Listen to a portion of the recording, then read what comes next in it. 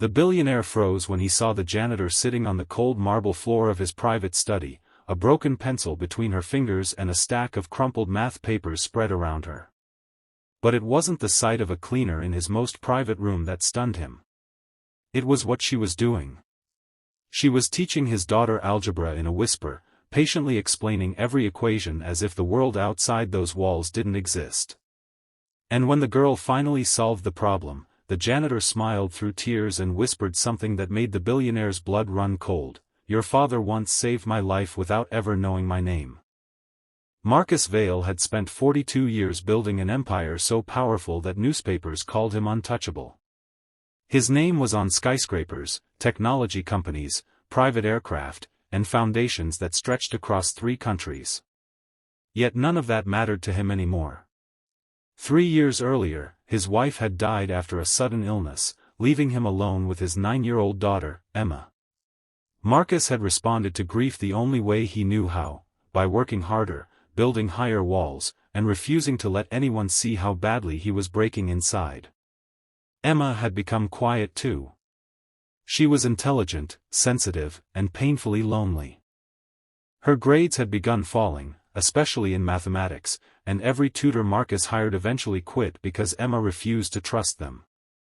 The child who once filled the house with laughter now spent most evenings alone beside the huge windows of their mansion, drawing pictures of her mother.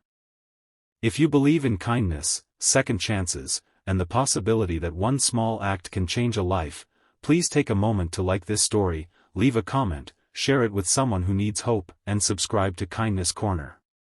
Stories like this remind us that sometimes the people we overlook are carrying the greatest strength of all. Her name was Elena Ramirez, and almost nobody at the Vail estate noticed her.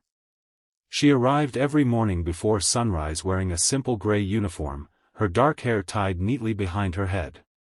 She cleaned hallways, polished floors, emptied wastebaskets, and quietly disappeared whenever Marcus or his business guests entered a room. She had been hired through a maintenance company 6 months earlier, and as far as Marcus knew, she was simply another employee doing an ordinary job. What he didn't know was that Elena had once been a mathematics teacher. She had graduated near the top of her university class, taught middle school for 8 years, and dreamed of becoming a professor. But after her husband died in a construction accident, Elena had been left raising her 12-year-old daughter, Sophia, alone. Bills arrived faster than her salary could cover them. Her school had offered sympathy but no solution. Eventually, she left teaching because she needed work that paid immediately and allowed her to be home when Sophia needed her. Sophia was 13 and brilliant in a way that frightened Elena sometimes. The girl could understand difficult mathematical concepts almost instinctively, but she struggled with confidence because classmates had mocked her clothes and accent. Elena wanted desperately to give her daughter a better life, so every evening after cleaning rich people's homes, she returned to their tiny apartment and taught Sophia mathematics at the kitchen table. Their textbooks were old, their pencils were short, and their apartment heater barely worked during winter, but Elena never complained. She believed education was the one inheritance poverty could never take away. One evening, while cleaning the east wing of Marcus's mansion, Elena heard a sound from behind the study door. It was crying. She stopped with her hand on the doorknob. The mansion was usually silent at that hour, and employees had strict instructions not to enter Marcus's study without permission. But the crying was unmistakably Emma's. Elena opened the door slightly and saw the little girl sitting on the floor surrounded by papers. A math worksheet lay in front of her, covered in red marks. Emma wiped her face and tried to hide the tears. Elena recognized the look immediately. It was the same expression she had seen on hundreds of struggling students during her years as a teacher. She knelt beside Emma and asked if she wanted help. Emma hesitated before admitting that she hated math because no matter how hard she tried, the numbers seemed to move around the page. Elena looked at the worksheet and realized Emma wasn't bad at mathematics at all. She had simply missed one foundational concept and had been building every new lesson on top of a mistake. Elena took a pencil and began explaining the problem using a simple story about sharing apples between friends. Within minutes, Emma understood. Her eyes widened, and for the first time in months, she smiled while doing homework. From that evening forward, something unexpected happened. Elena began staying a few minutes after her shift whenever she knew Emma was struggling. Sometimes they worked in the study. Sometimes they sat on the back steps with notebooks balanced on their knees. Elena never asked for extra money. She never told anyone. She simply taught the child because she couldn't stand watching a bright young girl believe she was stupid. Marcus remained completely unaware. Then came the night he discovered them. Marcus had returned from a business trip several hours earlier than expected. He walked through the mansion after midnight, exhausted and irritated, only to notice a thin line of light beneath the study door. He opened it silently and stopped. There was Elena on the floor. His janitor. And beside her sat Emma. The two were surrounded by notebooks, pencils, and handwritten equations. Emma was explaining a problem while Elena listened with the proud expression of a teacher watching a student finally understand something difficult. Marcus's first reaction was anger. His study was private. His daughter was supposed to be asleep. He was about to demand an explanation when Elena looked up and saw him. The color drained from her face. She immediately stood and apologized. She said she had only been helping Emma with homework and would leave. Emma stepped between them and begged her father not to fire Elena. Marcus stared at his daughter in disbelief. It was the first time in months Emma had defended anyone with that much emotion. Marcus asked Elena where she had learned mathematics like that. She lowered her eyes and quietly admitted that she had been a teacher. Marcus felt something shift inside him. He asked why she had never mentioned it. Elena gave a small smile and said that nobody had asked. The words stayed with him. Nobody had asked. For most of his life, Marcus had assumed he understood people by looking at their resumes, salaries, titles, and positions. Yet the woman he had seen every day as a janitor had been a teacher, a mother, a widow, and apparently someone his daughter trusted more than almost anyone in the world. But Marcus's curiosity turned into suspicion when he noticed something else. Pinned inside Elena's worn notebook was a faded photograph of a Navy SEAL team.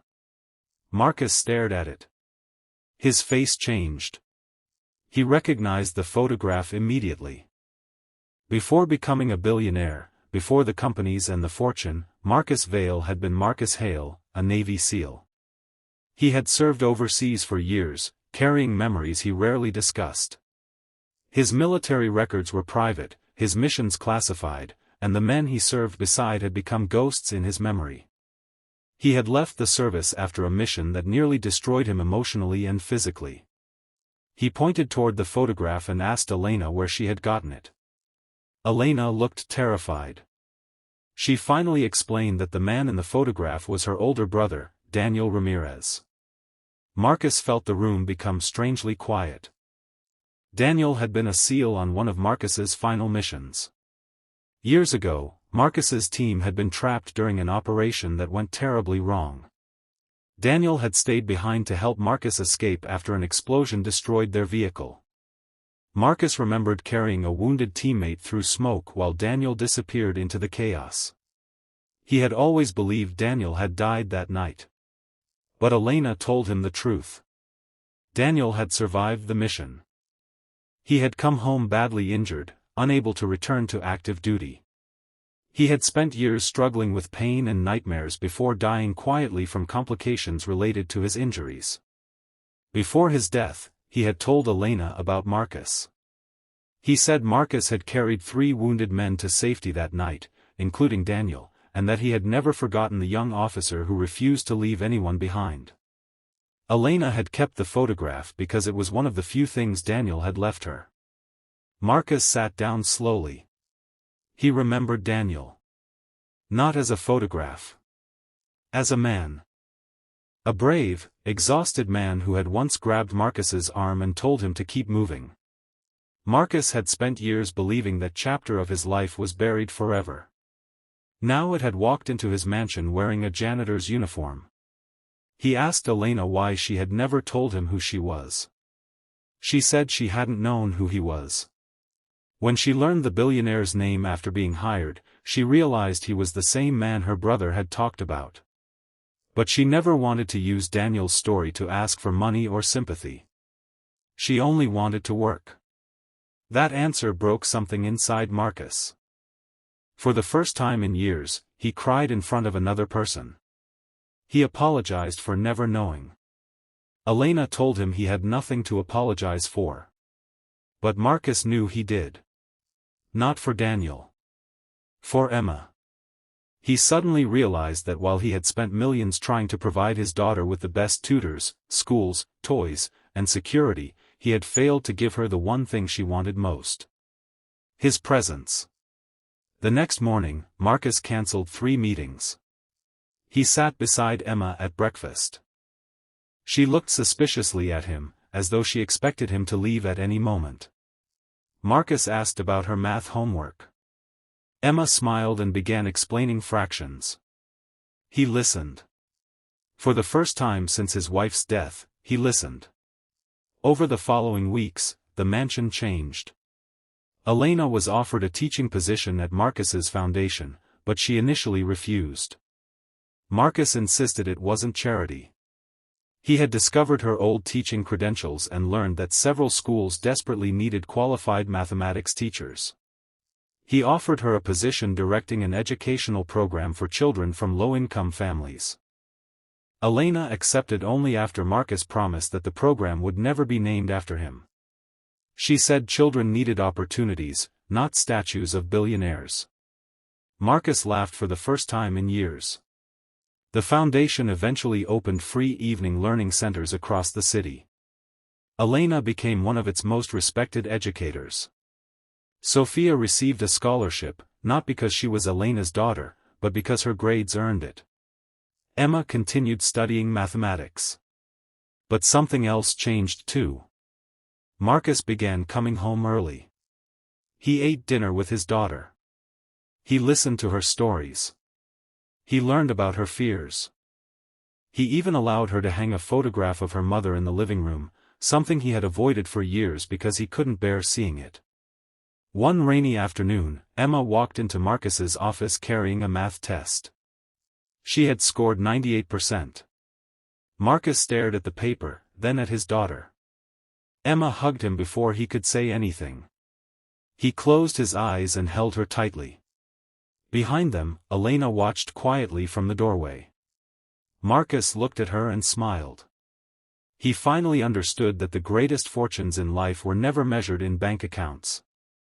Months later, Marcus stood at the opening ceremony of Elena's first community learning center.